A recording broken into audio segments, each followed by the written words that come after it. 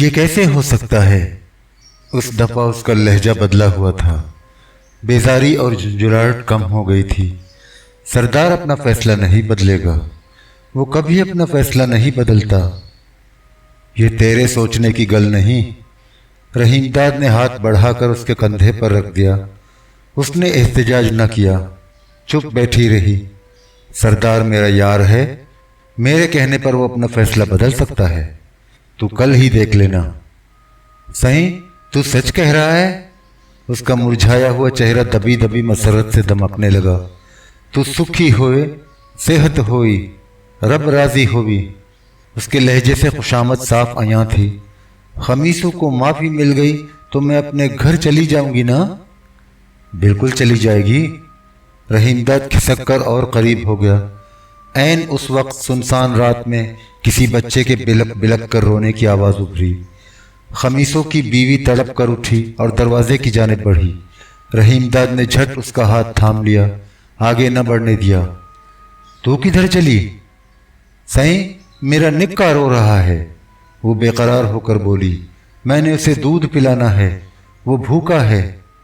بیٹھ جا، رحیم داد نے ڈپٹ کر کہا۔ تو ابھی نہیں جا سکتی۔ خمیسوں کی بیوی نے بے بسی سے رحیم داد کی جانب دیکھا۔ اس کی آنکھوں میں التجا تھی، مگر رحیم داد اس کی بے قراری کو نظر انداز کرتے ہوئے مسکرا کر بولا، چلی جانا، پر ابھی نہیں۔ وہ نشے کی جھونک میں کھلکھلا کر ہنسنے لگا۔ بچہ بھوک سے بلکتا رہا، اپنی ماں کے لیے روتا رہا۔ اس کے رونے کی آواز رک رک کر سناٹے میں ابھرتی رہی۔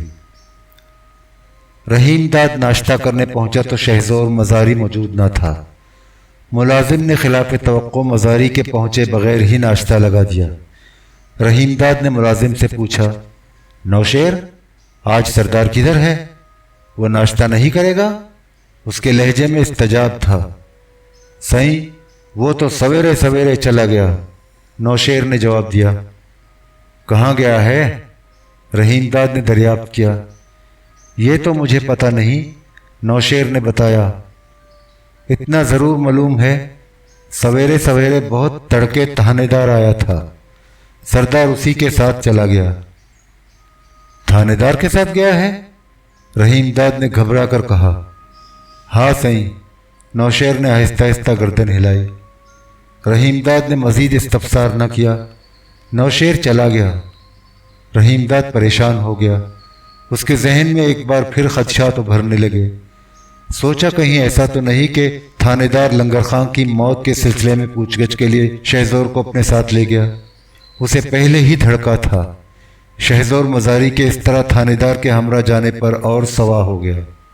وہ تمام دن پریشان رہا۔ مزاری شام کو بھی نہ لوٹا۔ چاکر خان سرگانی بھی نظر نہ آیا۔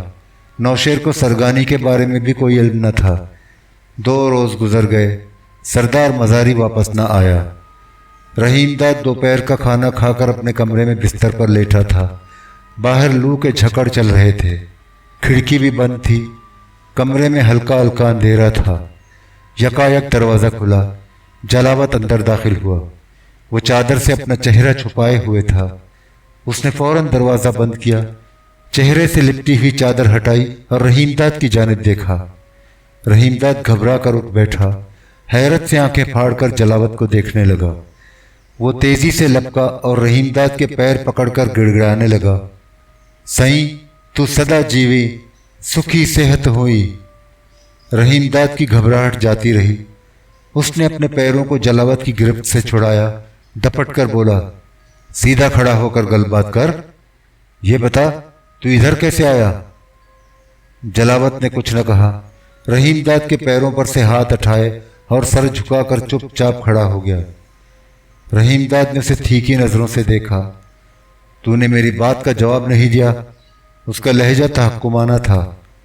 سائیں، میں تیرے پاس اس لیے آیا ہوں کہ تو مجھے سردار سے معافی دلوا دے۔ اس نے نہایت عاجزی سے کہا۔ سائیں، وہ تیرا کہاں ضرور مان لے گا۔ یہ بات تجھ سے خمیسوں کی گھر والی نے کہی ہے؟ نہ سائیں، ایسی کوئی گال نہیں۔ اس نے انکار میں گردن ہلائی۔ سائیں، خمیسوں کی زال تو قید میں ہے، میں اسے کیسے مل سکتا ہوں؟ उसने मुल्तजी नज़रों से रहीमदाद को देखा। सईं, मुझे पता है तू मुझे माफ़ी दिलवा सकता है। रहीमदाद सर झुकाकर सोचने लगा। जलावत मिन्नत समाजत करता रहा। सईं, रब राजी हुई, तू सुखी सेहत हुई, मुझे माफ़ी दिलवा दे। वो एक बार फिर रहीमदाद के पैर पकड़ने के लिए झुका। रहीमदाद ने झट अपने पैर समेट लिए। मामले की नज़ाकत और पेचीदगी पर रोशनी डालते हुए बोला, मैं सरदार से तेरी माफ़ी के लिए सिफारिश तो कर सकता हूँ, पर सवाल यह है कि हाथों के ऊँट का क्या बनेगा। उसका तो ऊँट चोरी हुआ है, वो अपना ऊँट चाहता है। जब तक उसे ऊँट नहीं मिलेगा वो दुहाई देता रहेगा। तो खुद सोच, वो जतवाल है, ऊँट के बगैर वो क्या करेगा, कैसे अपना और अपने बाल बच्चों का पेट भरेगा। सही, मैं उसका ऊँट किधर से लाऊं, मुझे तो उसका कुछ पता नहीं। जलावत ने अपनी मजबूरी बयान की। ऊँट खरीद भी नहीं सकता, गरीब राहक हूँ। जमीन जोतने के लिए मेरे पास सिर्फ एक जोड़ी है, उसे भी बेच दूं, मवेशी भी बेच दूं, तब भी ऊँट खरीद नहीं सकता। उसकी आवाज में रिक्कत पैदा हो गई। साईं, ये भी तो सोच, जोड़ी बेच दूंगा तो करूंगा क्या? मेरे बाल बच्चे भूखे मर जाएंगे, मैं उनके लिए कुछ नहीं कर सकूंगा। साईं, मैं बिल्कुल तबाह हो जाऊंगा, तू मुझे तबाह होने से बचा ले। तू अकेला तो नहीं है? रहीमदाद ने उसे याद दिलाया। खमीसो भी तो है, दोनों मिलकर ऊँट खरीद सकते हैं, जुर्माना अदा कर सकते हैं।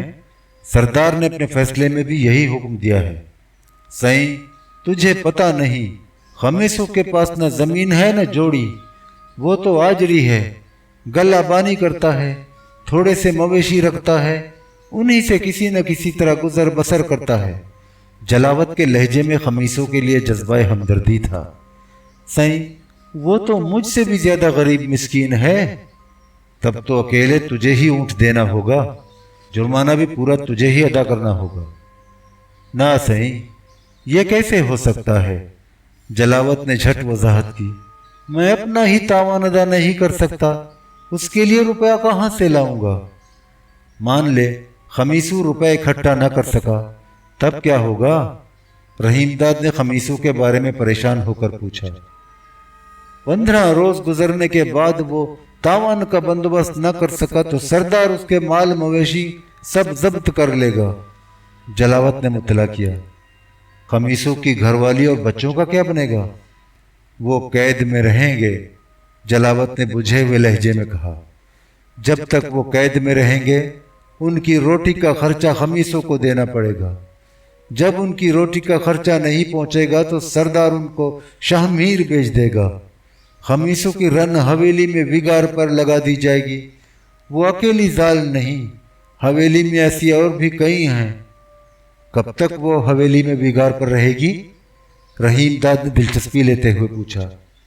ये तो सरदार की मर्जी पर है, जलावत ने रहीमदाद को बताया। अगर खमीसों ने उधार लेकर तावान अदा कर दिया तब तो वो अपनी रन और बच्चों को ले जाएगा। ऐसा न कर सका तो सरदार जब तक चाहेगा उसके बाल बच्चों को विगार पर लगाए रखेगा। वो सब कुछ कर सकता है, वो सरदार है। वो एक बार फिर गिड़गिड़ाने लगा। सईं, तू सरदार से कहेगा तो वो माफी दे देगा, पर हाथों के ऊँट का क्या बनेगा? उसे तो अपना ऊँट चाहिए। रहीमदाद ने उसे मसले की नज़ाकत का एहसास दिलाया।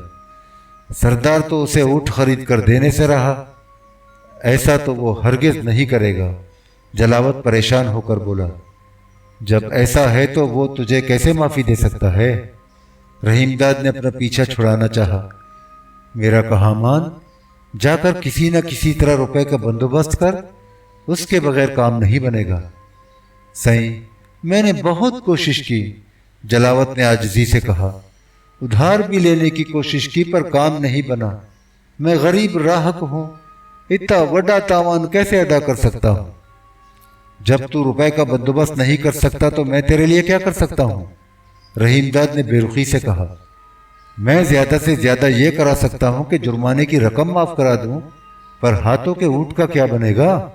उसे तो ऊँट चाहिए, वो भी गरीब जतवाल है। उसे ऊँट ना मिला तो उसके बाल बच्चे भूखे मर जाएंगे। जलावत सर झुकाकर गहरी सोच में डूब गया।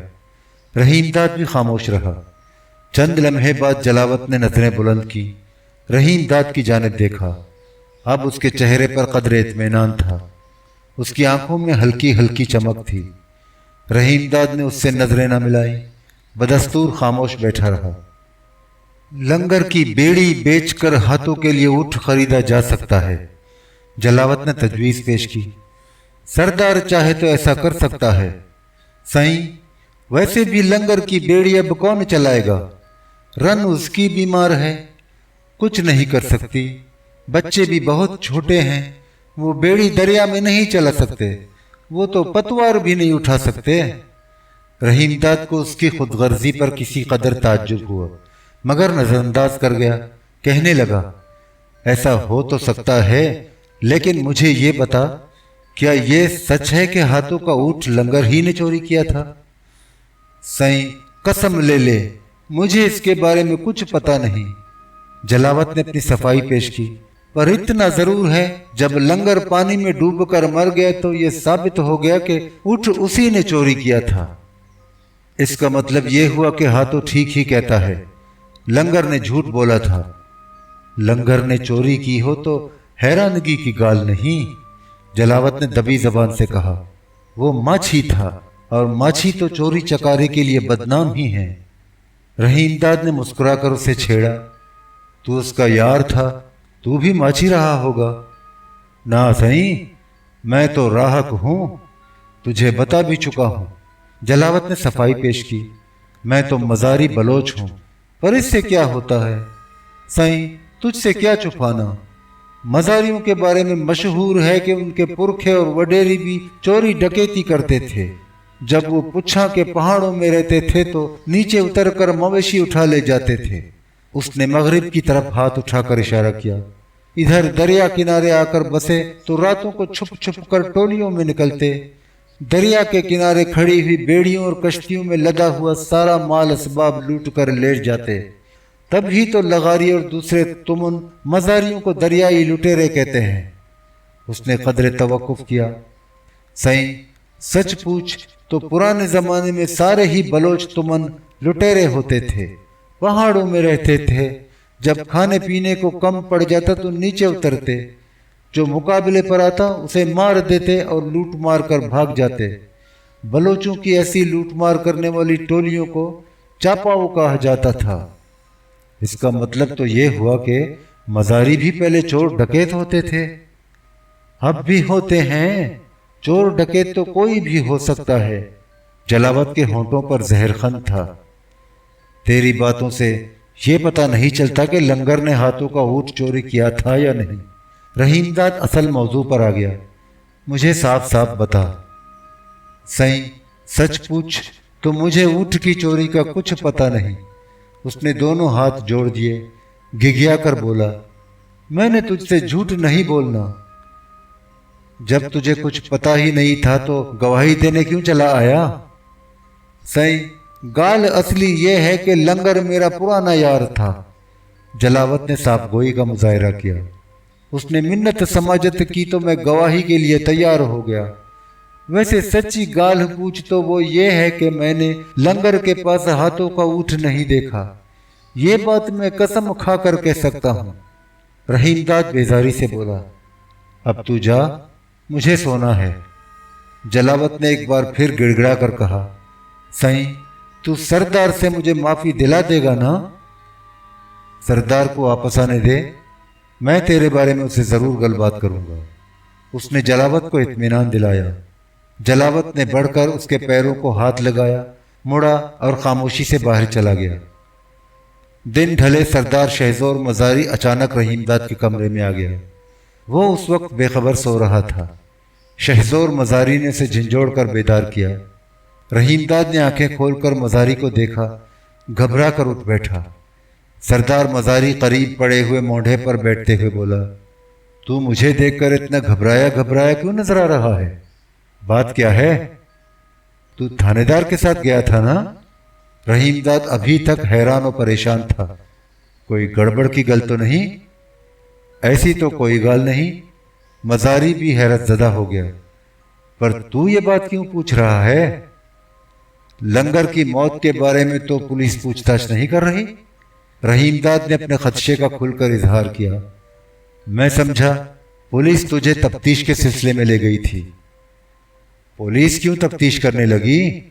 تو خواہ ایسی باتیں کیوں سوچتا ہے؟ شہزور مزاری کے لہجے میں اس بار تلخی تھی۔ میں اپنی زمینداری میں بسنے والے بلوچوں کا سردار ہوں۔ مجھے کچہری کرنے اور مقدموں کا فیصلہ کرنے کا اختیار حاصل ہے۔ ان معاملات میں نہ حکومت مداخلت کرتی ہے نہ پولیس۔ تجھے پتا ہے یہ بلوچ تمنداروں کا علاقہ ہے، یہاں ان کا ہی قانون چلتا ہے۔ تو ایسا گیا کہ مجھ سے مل کر بھی نہ گیا؟ رحیم داد نے وضاحت کی۔ میں سمجھا نہ جانے تو اس طرح اچانک کیوں تھانے دار کے ساتھ چلا گیا؟ تجھے پتا نہیں میں تیرے بارے میں ادھر کتنا پریشان رہا۔ تو خواہ مخواہ پریشان رہا۔ اس نے بے نیازی سے قہقہا لگایا۔ میں تجھ سے مل کر نہ گیا، یہ غلطی مجھ سے ضرور ہوئی، پر تجھ سے مل بھی تو نہ سکتا تھا۔ تو بے خبر سو رہا تھا۔ چاکر نے مجھے یہی بتایا تھا۔ وہ تیرے کمرے میں بھی گیا تھا۔ چاکر خان بھی مجھے نظر نہیں آیا۔ وہ بھی تیرے ساتھ گیا تھا؟ وہ میرے ساتھ نہیں گیا تھا، پر وہ ادھر بھی نہیں رہا، روجھان گیا تھا، سردار مزاری نے بتایا، مگر اسے تو کل شام کو واپس آ جانا چاہیے تھا۔ پتہ نہیں، رحیم داد نے کہا، مجھے تو وہ اب تک نظر نہیں آیا۔ میں واپس آ گیا ہوں تو وہ اب ضرور آ جائے گا۔ یہ تو بتا تو گیا کہاں تھا؟ رحیم داد نے قریت کر پوچھا۔ راجن پور گیا تھا، ڈپٹی کمشنر بھی ادھر موجود تھا، اسی نے بلوایا تھا۔ کوئی خاص گل بات تھی؟ رحیم داد نے جھٹ پوچھا۔ وہ جلد سے جلد بات کی تہہ تک پہنچ جانا چاہتا تھا۔ وہی سیاست کا چکر ہے، شہزور خان نے مسکرا کر بے نیازی سے کہا۔ اسمبلی میں مزاریوں کے 2 ووٹ ہیں۔ حکومت دونوں ووٹ ریپبلکن پارٹی کی حمایت میں دلوانا چاہتی ہے۔ ڈپٹی کمشنر کے پاس اوپر سے حکم آیا ہے، تب بھی وہ اتنی بھاگ دوڑ کر رہا ہے۔ مزاری سرداروں سے مل رہا ہے، حکم کی تعمیل کرنی جو ہوئی۔ رحیم داد کی پریشانی اب بالکل ختم ہو چکی تھی۔ مسکرا کر بولا، لگتا ہے تو بھی اسی چکر میں پڑ گیا جس میں آج کل شاہ جی الجھا ہوا ہے۔ میں تو پڑھنا نہیں چاہتا تھا، پر ڈپٹی کمشنر کی بات بھی تو ٹالی نہیں جا سکتی۔ مزاری نے صفائی پیش کی۔ ویسے اس سے یاری بھی ہے، کام کا بندہ ہے۔ کمرے کا دروازہ کھلا، اونچے قد کا ایک نوجوان داخل ہوا۔ وہ نائلون کی ہلکی بشرٹ اور سفید پتلون پہنے ہوئے تھا، رنگ اجلا تھا، وضاقتہ اور صورت شکل سے تعلیم یافتہ نظر آتا تھا۔ مزاری نے مسکرا کر اس کی جانب دیکھا، رحیم داد سے اس کا تعارف کراتے ہوئے کہا، یہ میرا ملیر ہے، آج کل بڑا سرکاری افسر لگا ہے۔ اس نے رحیم داد کی طرف ہاتھ اٹھا کر اشارہ کیا۔ یہ اپنا یار چودھری نور الہی ہے، اس کے بارے میں تجھے پہلے ہی بتا چکا ہوں۔ رحیم داد فوراً بستر سے نیچے اترا، آگے بڑھا اور شہزور مزاری کے ماموزاد بھائی سے نہایت گرمجوشی کے ساتھ مصافحہ کیا۔ یہ بھی لاہور سے مزاریوں کے ووٹوں کے چکر میں ادھر بھیجا گیا ہے۔ سردار مزاری نے اس کے آنے کا مقصد بیان کیا، پر ابھی کچھ طے نہیں ہوا۔ شہزور خان کا ماموزاد بھائی ایک مونڈھا سرکا کر بیٹھ گیا۔ وہ بالکل خاموش تھا، اس کے چہرے پر گہری سنجیدگی چھائی تھی، مگر رحیم داد خاموش نہ رہا۔ پلنگ پر پیر لٹکا کر بیٹھتے ہوئے بولا، ابھی تک کچھ طے کیوں نہیں ہوا؟ اس نے اپنی دلچسپی کا اظہار کیا۔ جھگڑا یہ کھڑا ہو گیا ہے کہ وزارت تو لغاریوں کو مل رہی ہے۔ شہزور مزاری نے مسئلے کی پیچیدگی پر روشنی ڈالی۔ وہ لیگی جو ٹھہرے اور اوپر والوں کو ریپبلکن پارٹی کے لیے لیگ کے ووٹ کاٹنے ہیں، پر سوال یہ ہے کہ مزاری سرکاری پارٹی کو کیوں ووٹ دیں؟ وہ کہتے ہیں وزارت ہم کو دو، ورنہ دونوں میں سے کسی کو نہ دو۔ اسی میں معاملہ الجھا ہوا ہے، مجھے دوبارہ جانا پڑے گا۔ اس نے ہاتھ بڑھا کر اپنے ماموزاد بھائی کے کندھے کو ہولے ہولے تھپتھپایا۔ یہ مجھے اپنے ساتھ ہی لے کر جائے گا، اسی لیے شمشیر والی آیا ہے۔ تو جا رہا ہے تو مجھے بھی لاہور واپس جانے دے۔ ادھر تو جی سخت گرمی ہے، شہزور کے ماموزاد بھائی نے رحیم داد کو مطلع کیا۔ زبردست لو چل رہی ہے، اس بار ٹیمپریچر 118 فارن ہائٹ سے بھی اوپر پہنچ چکا ہے۔ سن لیا تو نے؟ سردار شہزور خان مزاری نے ہنس کر کہا، اتنی سخت گرمی میں لاہور جا کر کیا کرے گا؟ آج کل شمشیر والی بہت پرسکون جگہ ہے، دریا کا کنارہ ہے، ہوا بھی زیادہ گرم نہیں، اور شام کو تو ادھر ٹھنڈ ہی رہتی ہے۔ جب تک گرمی زیادہ ہے ادھر ہی ٹھہر۔ تو یہاں سے کب جائے گا؟ رحیم داد نے دریافت کیا۔ رات کو ادھر ہی رہوں گا، صبح ہوتے چلا جاؤں گا، سردار مزاری نے بتایا۔ پرسوں دوپہر تک واپس آ جاؤں گا۔ دوپہر کو نہ آ سکا تو رات کو ضرور پہنچ جاؤں گا۔ رحیم داد نے کوئی تبصرہ نہیں کیا، خاموش رہا۔ تجھے ادھر کوئی تکلیف شکلیف تو نہیں؟ مزاری نے پوچھا۔ میں نے نوشہر کو کہہ دیا ہے، وہ تیری ٹھیک طرح دیکھ بھال کرے گا۔ سردار مزاری اٹھ کر کھڑا ہو گیا۔ اب مجھے چلنا چاہیے، تجھے شام کو ملوں گا۔ شہزور مزاری اپنے ماموزات کے ہمراہ کمرے سے باہر چلا گیا۔ رات کو پینے پلانے کا دور چلا۔ مزاری اپنے ساتھ اسکاچ کی بوتل لایا تھا۔ رحیم داد اور مزاری وسکی کی چسکی لگاتے رہے۔ مزاری کا ماموزات بھائی سر شام ہی کھانا کھا کر بستر پر لیٹ گیا۔ دن بھر کا تھکا ہارا تھا، گہری نیند سو رہا تھا۔ دریا کی سمت سے آتے ہوئے جھونکے بھیگے بھیگے تھے۔ آسمان صاف اور اجلا تھا، ستارے جگنوؤں کی مانند جگمگا رہے تھے۔ فضا میں رانائی تھی، شگفتگی اور فرحت تھی۔ سردار مزاری اور رحیم داد سرخوشی کے عالم میں تھے، ہنس ہنس کر باتیں کر رہے تھے۔ رحیم داد کو یکایک جلاوت یاد آ گیا۔ اس کی منت سماجت اور مجبوری یاد آ گئی۔ اس کا ذکر چھیڑنے کی غرض سے رحیم داد نے تمہید باندھی۔ لنگر تو مر گیا۔ مزاری اس کی بات کاٹ کر بولا، اس نے تو مرنا ہی تھا، جیسا کیا تھا اس کی سزا پائی۔ جتوال کا اونٹ چوری کیا اور جھوٹ بھی بولا۔ اس نے گردن کو خم دے کر رحیم داد کو دیکھا۔ تو نے دیکھا میں نے مقدمے کا کتنا ٹھیک فیصلہ کیا؟ ہمارے وڈوں اور وڈیروں نے سوچ سمجھ کر ہی بلوچوں کے لیے قانون بنائے تھے، اور ایسے زبردست بنائے تھے کہ انگریزوں کی بنائی ہوئی عدالتیں اور ان کے قانون آج تک ادھر راج نہیں ہو سکے۔ قانون تو بلوچ سرداروں کا ہی چلتا ہے۔ اس نے بڑے اعتماد سے کہا، تو خود سوچ کتنا سستا انصاف ہے، نہ وکیل کھڑا کرنے کی ضرورت، نہ ضمانت کی، اور نہ مہینوں عدالت کی پیشیاں بھگتنے کی، بلکہ کبھی کبھی تو برسوں عدالت اور کچہری کے چکر کاٹنے پڑتے ہیں۔ تو بالکل ٹھیک کہہ رہا ہے۔ رحیم داد نے اس کی خوشنودی حاصل کرنے کی غرض سے ہاں میں ہاں ملائی۔ لنگر کو تو اس کے جرم کی ٹھیک ٹھیک سزا مل گئی، اب جلاوت اور خمیسوں کا کیا بنے گا؟ دونوں نے جھوٹی گواہی دی تھی، اس کی انہیں سزا ملے گی؟ لگتا ہے وہ تو لنگر کی یاری میں گواہی دینے چلے آئے تھے۔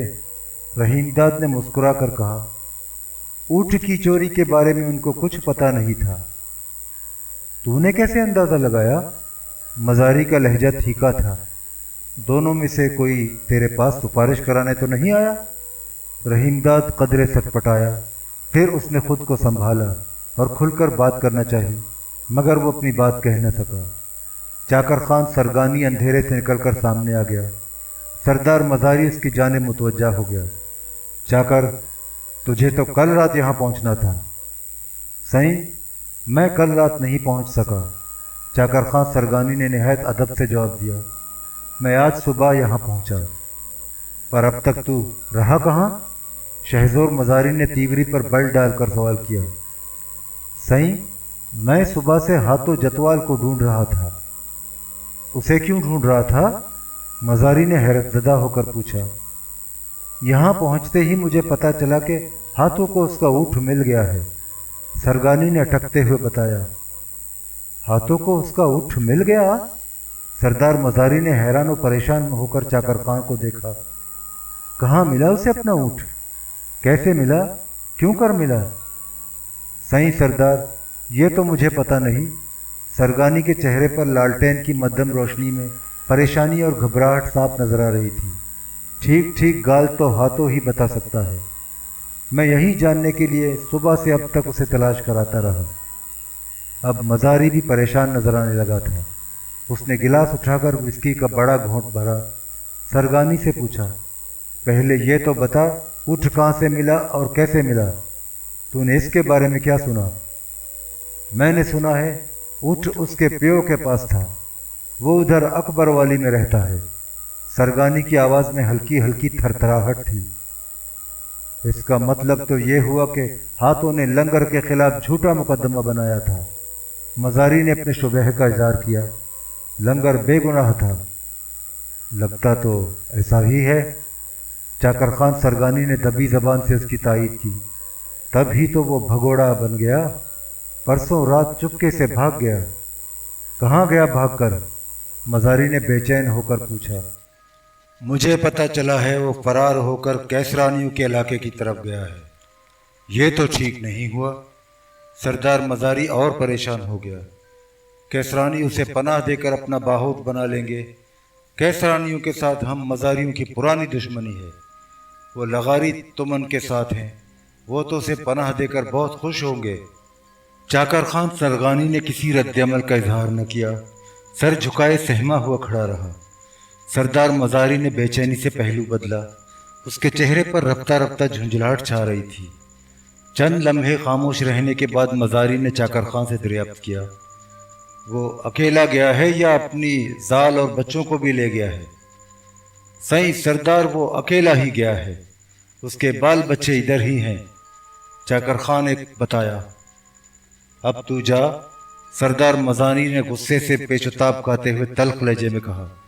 صبح ہاتھوں کی زال کو اس کے بچوں کے ساتھ پیش کر کرادوں کو اس کی نگرانی پر لگا دے تاکہ وہ بھاگ کر ہاتھوں کے پاس نہ پہنچ سکے۔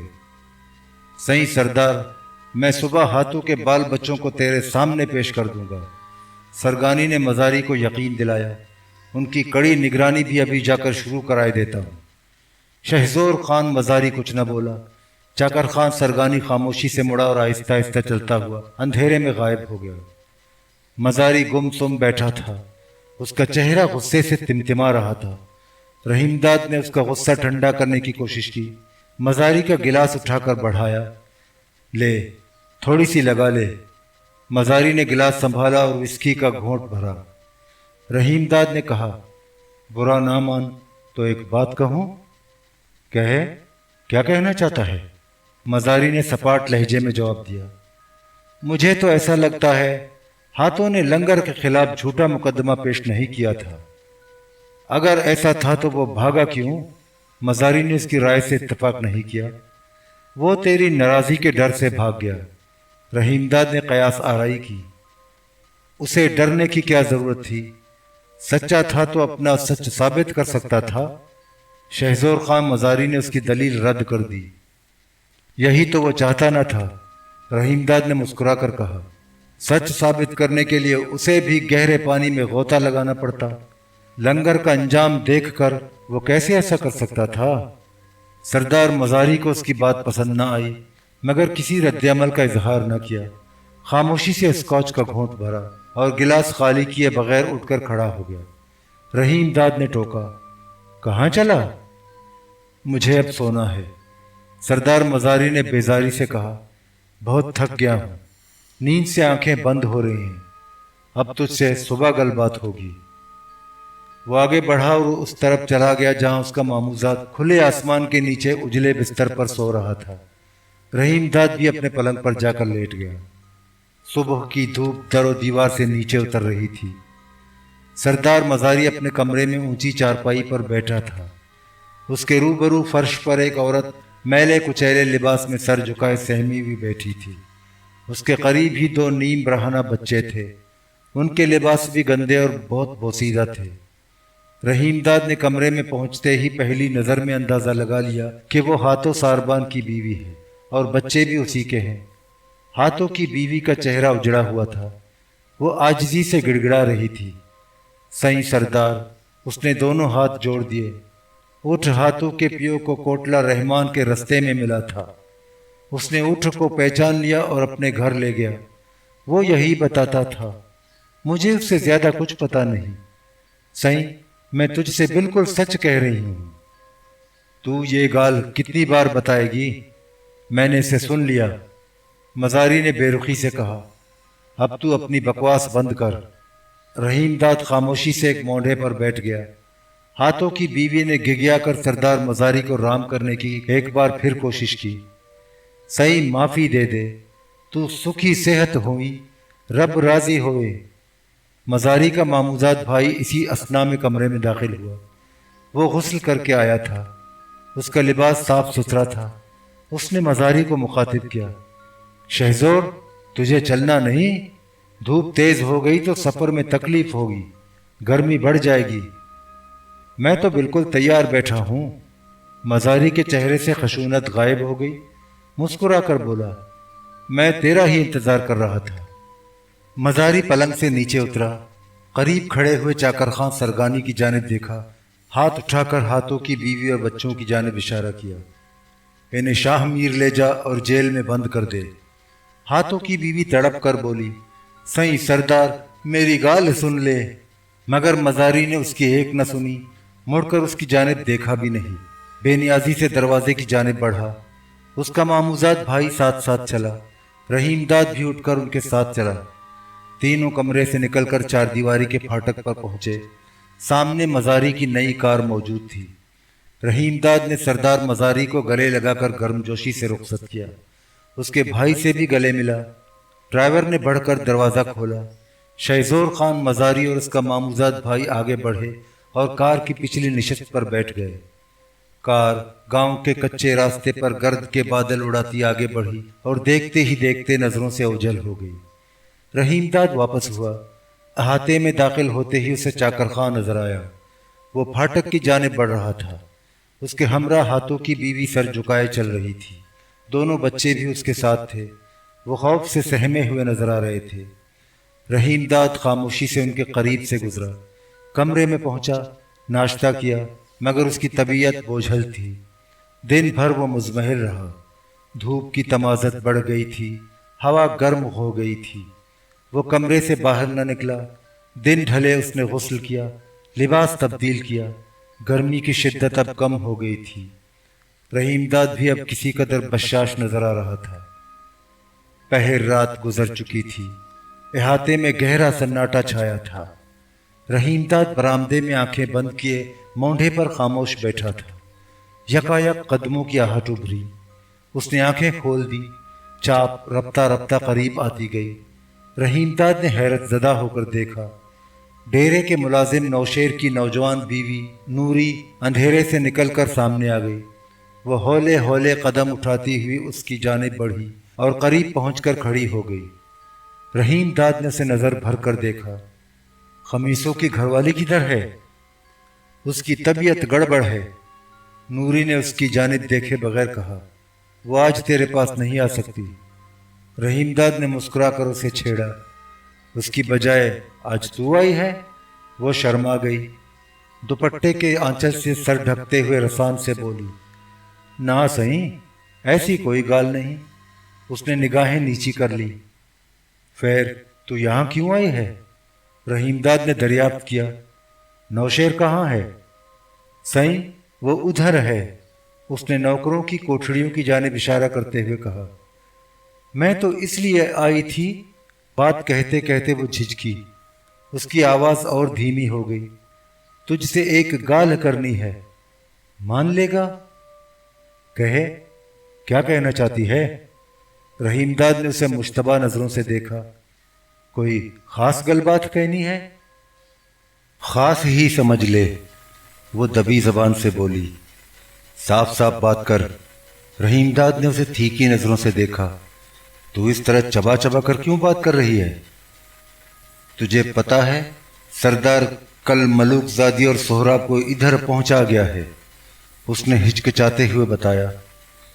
मलूक ज़ादी और सोहराब इधर हैं? रहीमदाद ने हैरतज़दा होकर कहा। शहज़ोर ने तो इस बारे में मुझे कुछ नहीं बताया। उसने कदरे तवक्कुफ किया। कहाँ हैं दोनों? आहिस्ता बोल। उसने चौकन्ना नज़रों से इधर उधर देखा। सरगोशी के अंदाज में धीरे से बोली, मलूक ज़ादी तो सरदार के साथ वाले कमरे में बंद है। सोहराब को उधर नौकरों की एक कोठड़ी में रखा गया है। वो दोनों को यहाँ क्यों लाया है? 2-3 रोज में जिरगा बैठेगा, दोनों पर मुकदमा चलाया जाएगा। नूरी ने रहीमदाद को मुत्तला किया। वो रहीमदाद के करीब ही फर्श पर बैठ गई। लगता है सरदार ने तुझे कुछ नहीं बताया? हाँ, उसने मुझे अभी तक कुछ नहीं बताया। नूरी ने झुककर अपना मुंह रहीमदाद के करीब किया। रसान से बोली, मलूकज़ादी तुझसे मिलना चाहती है। उसने तुझे अपने पास बुलाया है। ये कैसे हो सकता है? रहीमजाद सरासीमा होकर बोला। मरजान के कमरे पर तो पहरा होगा, उसकी और सोहराब की तो कड़ी निगरानी की जा रही होगी। वो तो की जा रही है, पर कमरे के दरवाजे पर कोई नहीं है। नूरी ने राजदाराना लहजे में मुतला किया। राखें बंदूकें संभाले बाहर फाटक पर बैठे हैं। मैं उसके पास कैसे जा सकता हूँ? कमरे के दरवाजे पर तो ताला पड़ा होगा। ताला तो जरूर पड़ा है, पर उसकी चाबी मेरे पास है। नूरी आहिस्ता से बोली। मैं रोटी पहुंचाने मलूकज़ादी के कमरे में गई तो उसने मुझसे इधर उधर की बातें की। ये जानने की कोशिश की यहाँ कौन कौन ठहरा है। जब उसे ये पता चला कि तू इधर है तो उसने मुझे तेरे पास भेजा।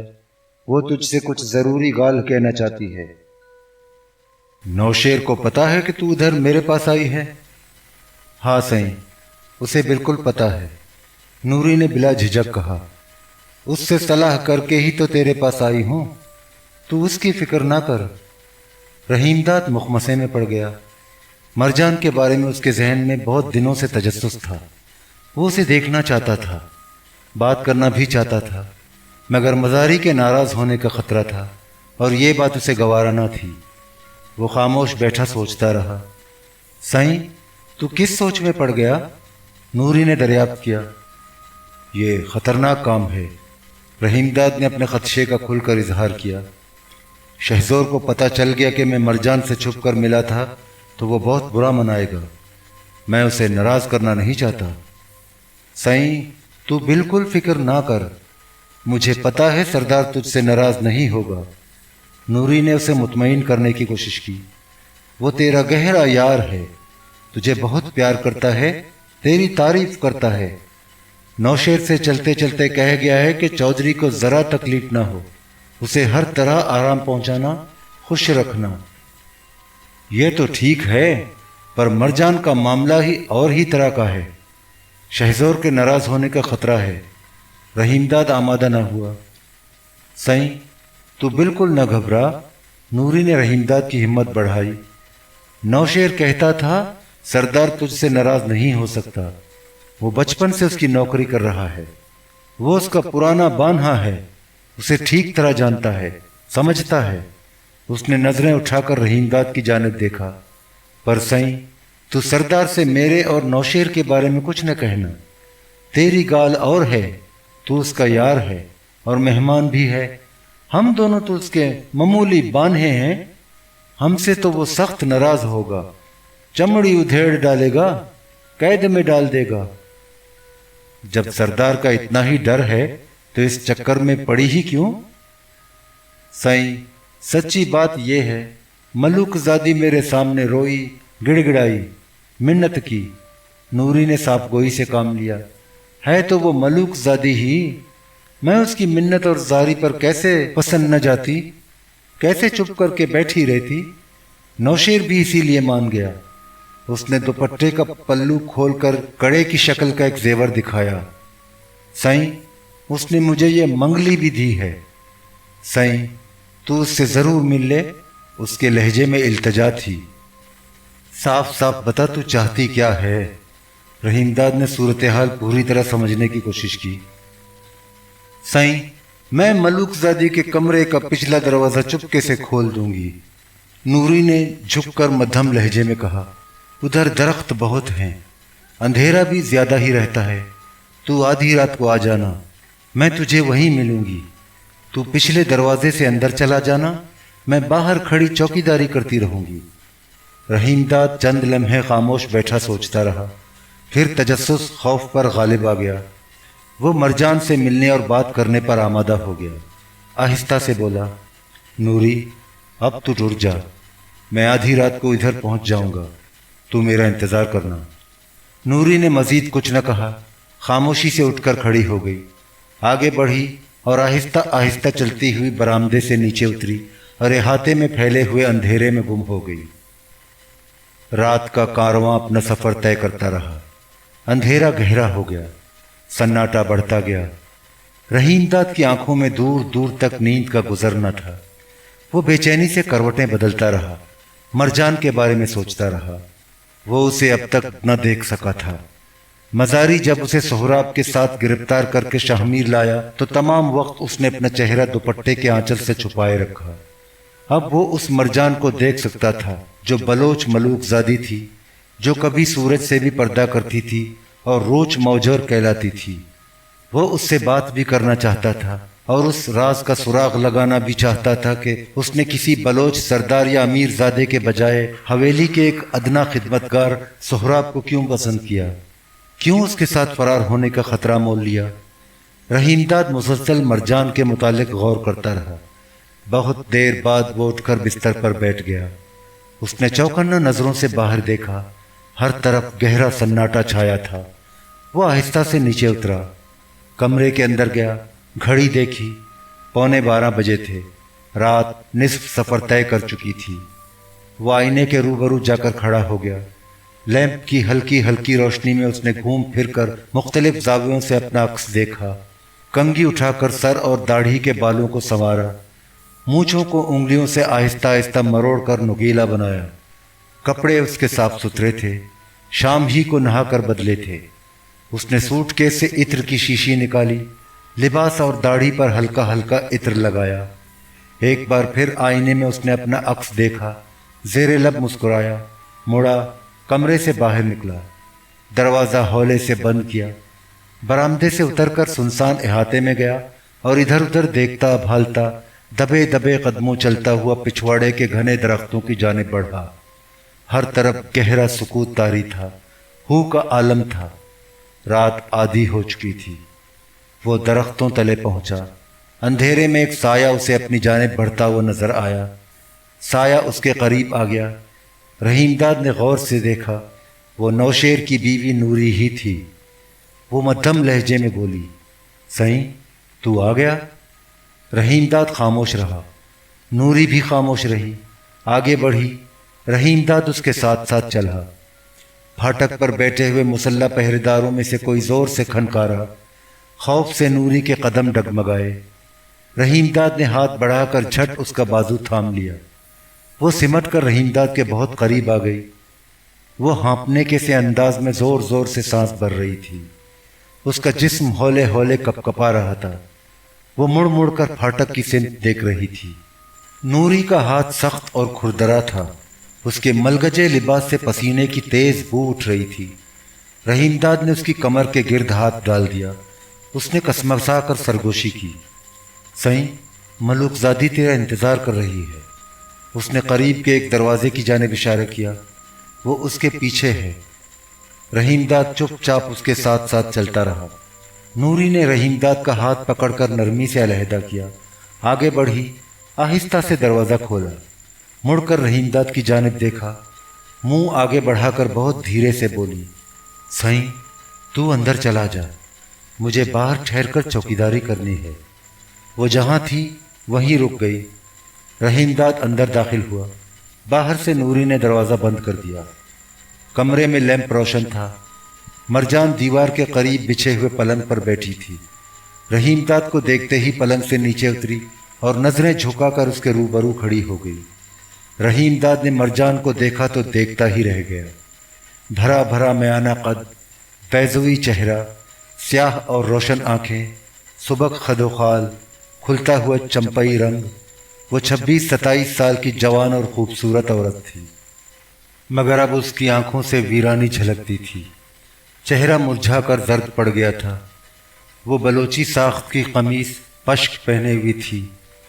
پشک کا رنگ گلابی تھا اور اس کے جیگ پر ہفت رنگی ریشمی دھاگوں سے کشیدہ کاری کی گئی تھی۔ جیگ گریبان سے سینے تک پھیلا تھا، جس کی کڑھائی میں چھوٹے چھوٹے شیشے بھی ٹکے تھے۔ کلائیوں پر چاندی کے منقش تلمل بندھے تھے، کانوں میں سونے کے در تھے، سر کے بالوں پر جگمگاتی قید تھی۔ یہ سونے کی نازک زنجیر تھی جو کانوں کے دونوں دروں سے جڑی ہوئی تھی۔ ناک میں جھلملاتا پلوا جھول رہا تھا، اس میں چونی کے برابر فیروزہ آویزہ تھا۔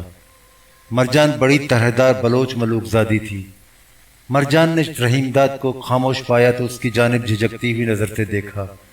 मोंढे की तरफ इशारा करते हुए आहिस्ता से बोली, साईं चौधरी, तू खड़ा क्यों है, बैठ जा। रहीमदाद ने मोंढे पर बैठते हुए दरियाफ्त किया, तूने मुझे यहाँ किस लिए बुलाया है?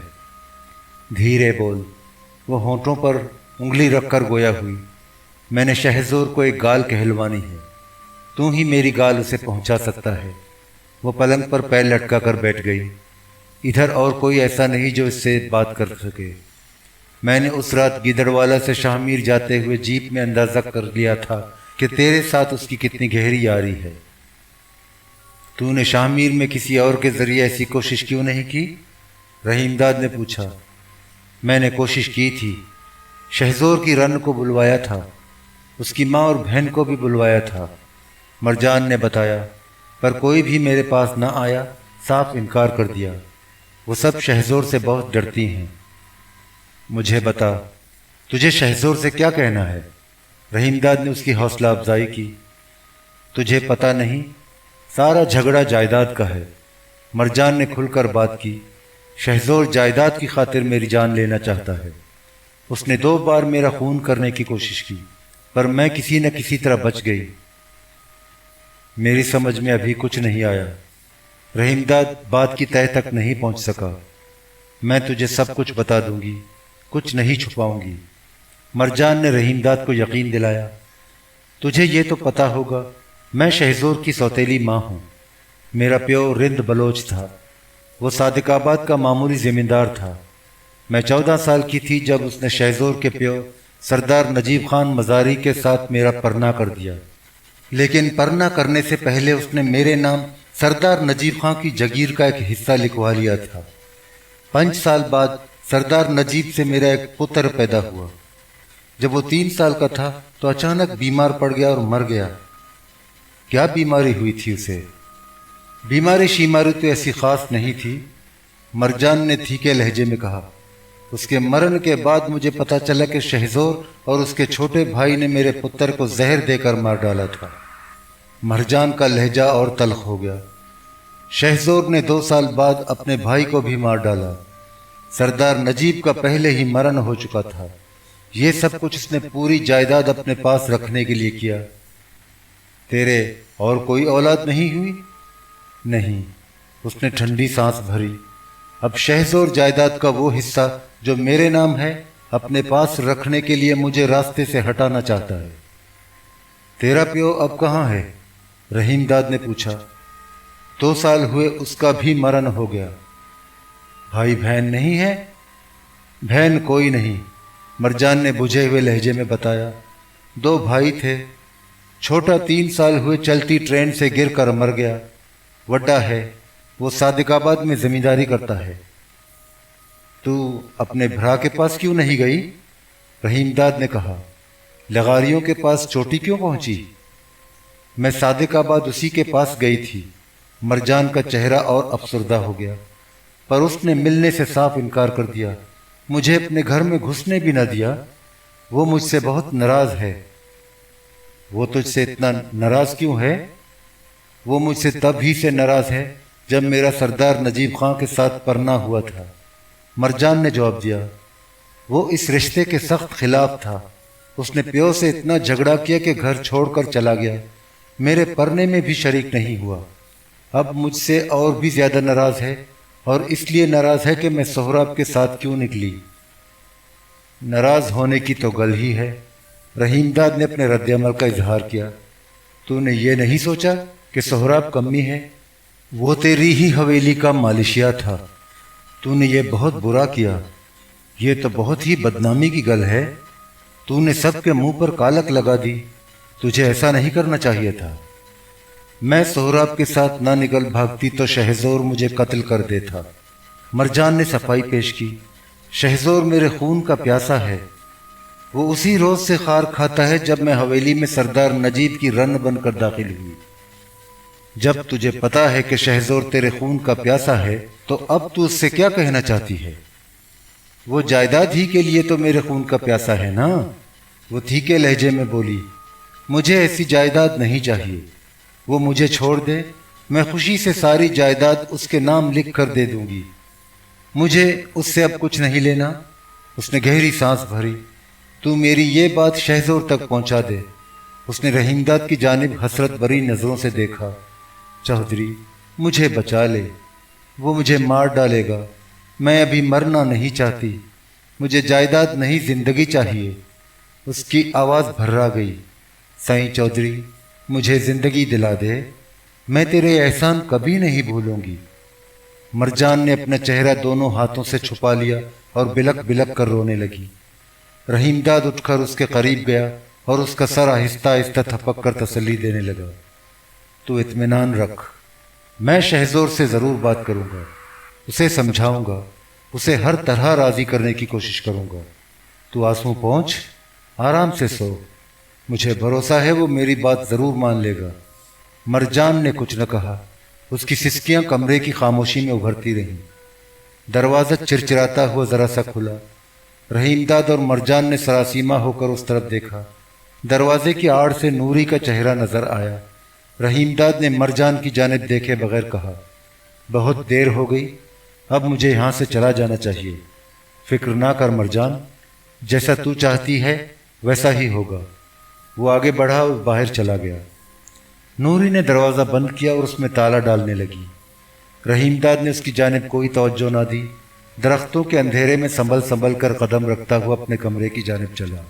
برآمدے میں پہنچا اور خاموشی سے بستر پر دراز ہو گیا۔ سردار شہزور خان مزاری واپس آیا تو سردار مراد خان شاہانی بھی اس کے ہمراہ تھا۔ رحیم داد نے اسے حیرت سے دیکھا، خوش بھی ہوا، بڑھ کر نہایت گرمجوشی سے بغلگیر ہوا۔ اس کی پیٹھ تھپکتے ہوئے بولا، شاہانی تو کیسے ادھر آ گیا؟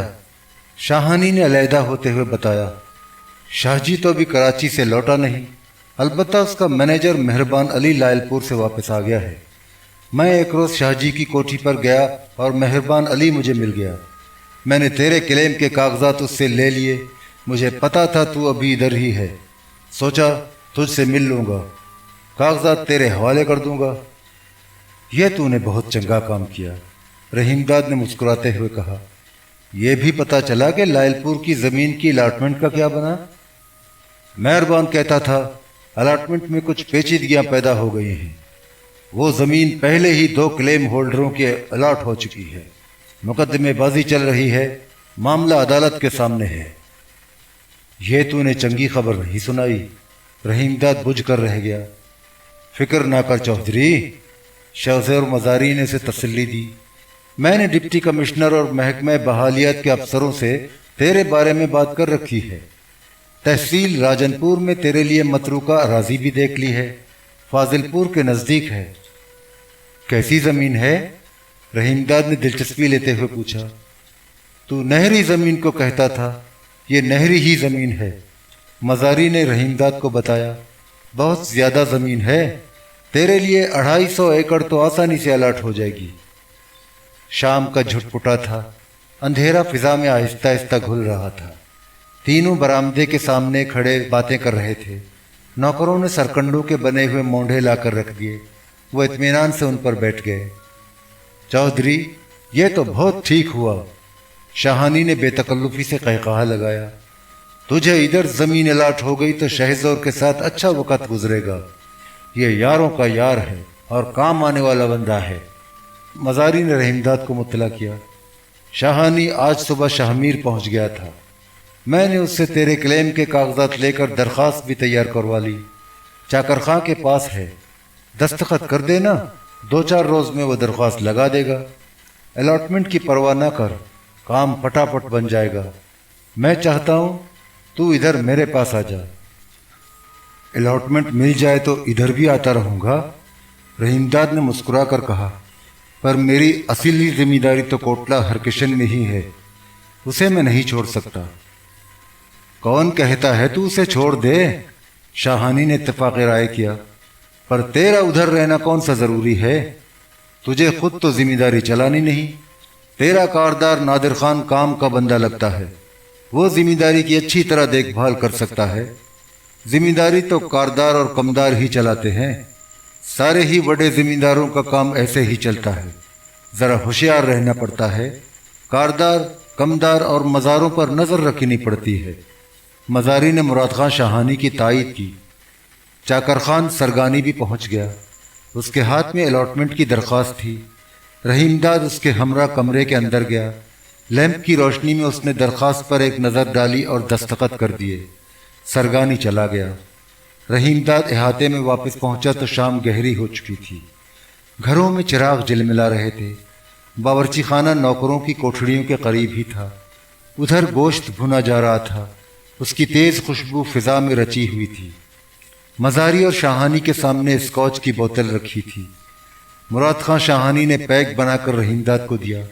اپنا گلاس اٹھایا، رحیم داد کے گلاس سے ٹکرایا اور وسکی کی چسکی لگاتے ہوئے بولا، مزاری نے تیرا دل بہلانے کا بھی کوئی انتظام کیا؟ کیا تو ہے، رحیم داد نے دبی زبان سے کہا۔ مراد خان شاہانی ہنس کر بولا، لگتا ہے تجھے ادھر پسند کی زال نہیں ملی۔ اس نے بے تکلفی سے قہقہا لگایا، چودھری، پسند ناپسند کے چکر میں نہ پڑ، ہر زال چنگی ہوتی ہے، بس نئی ہونی چاہیے اور ہر رات ملنی چاہیے۔ شاہانی تو زال کے معاملے میں بالکل سندھی وڈیرا ہے۔ مزاری نے قہقہا بلند کیا، میری ایک بہن سانگھڑ میں ویاہی ہے، اس کا خاوند سندھی بلوچ ہے، جانے کب سے اس کا خاندان ادھر آباد ہے۔ وہ سندھی کی ایک مثال سناتا ہے، وہ کچھ اس طرح ہے کہ بھوک میں تو کواڑ بھی پاپڑ لگتے ہیں۔ کہتا تھا رن کے معاملے میں تو سندھی وڈیروں کا حال یہ ہے کہ کسی جھاڑی پر بھی بوچھن پڑا لہراتا ہو تو وڈیرے دونوں بازو پھیلا کر اسے بھی بھینچ لیتے ہیں۔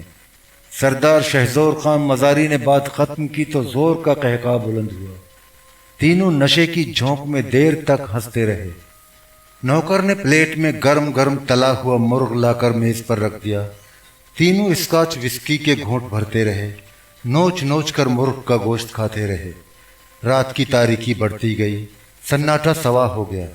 شہزور مزاری کچھ زیادہ ہی تھکا ہوا تھا، پہر رات گزرتے ہی اٹھ کر چلا گیا۔ شاہانی اور رحیم داد وسکی سے شغل کرتے رہے۔ سردار مزاری کے اچانک اٹھ کر چلے جانے پر رحیم داد پریشان ہو گیا۔ وہ مرجان کے بارے میں اس سے بات کرنا چاہتا تھا، مگر شہزور اکیلا نہ تھا، مراد خان شاہانی بھی ساتھ ہی بیٹھا تھا۔ اس کے سامنے ایسی بات چھیڑنا مناسب نہ معلوم ہوا، مگر مزاری جا چکا تھا۔ صبح جرگہ تھا۔ اس کے شروع ہونے سے پہلے ہی رحیم داد کو مرجان کا اندیا نہ صرف مزاری کو پہنچانا تھا بلکہ اس پر اسے رضامند کرنے کی بھی اپنے طور پر پوری کوشش کرنا تھی۔ رحیم داد آہستہ آہستہ وسکی کے گھونٹ بھرتا رہا اور خاموش بیٹھا سوچتا رہا کہ مرجان کے معاملے پر کس طرح سردار مزاری سے بات کرے۔ مراد خان شاہانی نے اسے خاموش پایا تو اکتا کر بولا، سہیں چودھری، تو کس سوچ میں پڑ گیا؟ رحیم داد لمحہ بھر تک ٹکٹکی باندھے اس کا چہرہ تکتا رہا، پھر اس نے آہستہ سے کہا، میں نے شہزور سے ایک ضروری گل کرنی تھی۔ وہ اتنی دیر تیرے ساتھ بیٹھا رہا، تو نے تب گال کر لی ہوتی۔ شاہانی نے مشتبہ نظروں سے رحیم داد کو دیکھا، لگتا ہے تو میرے سامنے بات کرنی نہیں چاہتا تھا۔ ہاں، رحیم داد انکار نہ کر سکا، بات ہی کچھ ایسی ہے۔ مجھے بتانے کی نہیں؟ شاہانی نے پوچھا۔ اب تجھے ہی بتانی ہوگی، رحیم داد نے کہا۔ شہزور مزاری تو اب اپنے کمرے میں ہوگا، اس کے ساتھ جلاوت کی گھر والی یا کوئی اور زنانی ہوگی۔ ہاں، اب اسے ملنا مشکل ہوگا۔ شاہانی نے قدر توقف کیا۔ کوئی خاص گال نہ ہو تو مجھے بتا دے، ویسے تیری مرضی۔ رحیم داد اپنا مونڈھا کھسکا کر مراد خان شاہانی سے اور قریب ہو گیا۔ اس نے ادھر ادھر چوکنا نظروں سے دیکھا، آس پاس کوئی نظر نہ آیا، ہر طرف گہرا سناٹا چھایا تھا۔ رحیم داد کے چہرے سے سراسیمگی عیاں تھی۔ مراد خان شاہانی نے اس کی یہ کیفیت دیکھی تو آہستہ سے پوچھا، سہیں چودھری، تو اتنا گھبرایا ہو کیوں ہے؟ گل ہی ایسی ہے، رحیم داد نے رازدارانہ انداز میں دھیرے سے کہا۔ تجھے پتا ہے مرجان ادھر ہی ہے؟ ہوگی، تجھے سے کیا لینا؟ مراد خان شاہانی نے بے نیازی سے کہا۔ پہلے میری گل تو سن لے، رحیم داد نے سرگوشی کی۔ اس نے ایک رات مجھے اپنے کمرے میں بلایا تھا۔ مرجان نے تجھے اپنے پاس بلایا تھا؟ شاہانی نے چونک کر حیرت زدہ نظروں سے رحیم داد کو دیکھا۔ تو اس کے پاس گیا تھا؟ ہاں، میں اس کے پاس گیا تھا۔ تو نے اسے دیکھا ہے؟ شاہانی بدستور حیرت زدہ تھا۔ ویسے دیکھا تو میں نے اسے ایک بار پہلے بھی تھا، تب وہ چادر سے منہ چھپائے ہوئے تھی، اندھیرا بھی تھا، شہزور مزاری بھی ساتھ تھا، میں دیکھ کر بھی اسے دیکھ نہیں سکا تھا۔ رحیم داد نے شاہانی کو بتایا، اور اس رات جب اس نے اپنے کمرے میں بلایا تب میں نے اسے ٹھیک سے دیکھا۔ سنا ہے بہت سوہنی رن ہے، تو بتا کیسی ہے؟ شاہانی نے بے چینی سے پہلو بدلا۔ ہے تو جی وہ بہت سوہنی اور جوان بھی ہے، بالکل مٹیار لگتی ہے، رحیم داد نے رک رک کر بیان کیا، پر اب تو سمجھو اجڑ کر رہ گئی ہے، موت کے ڈر نے اسے ایک دم پیلا کر دیا ہے۔ اس نے شاہانی کی آنکھوں میں جھانکنے کی کوشش کی۔ تجھے پتا ہے اصل جھگڑا کیا ہے؟ پھر اس نے خود ہی اپنے سوال کا جواب بھی دے دیا۔ سارا جھگڑا تو جائیداد کا ہے۔ اتنا تو مجھے بھی پتا ہے، یہ بہت پرانا جھگڑا ہے، شاہانی نے بتایا۔ یہ جھگڑا تو شہزور کے پیو سردار نجیب خان کی زندگی ہی میں کھڑا ہو گیا تھا، اس کے مرن کے بعد بہت بڑھ گیا۔ اس نے گلاس اٹھا کر چسکی لگائی۔ پر جائیداد کا جھگڑا تو بہت پیچھے رہ گیا۔ اب تو یہ جھگڑا اٹکڑا ہوا ہے کہ وہ سہراب کے ساتھ بھاگ کر لغاریوں کے پاس چلی گئی۔ تجھے پتا ہے لغاریوں سے مزاریوں کی کتنی دشمنی ہے۔ اس نے مڑ کر رحیم داد کی جانب دیکھا۔ مرجان نے یہ بہت برا کیا۔ اس نے شہزور مزاری اور اس کے خاندان کی پیشانی پر ٹک لگا دیا۔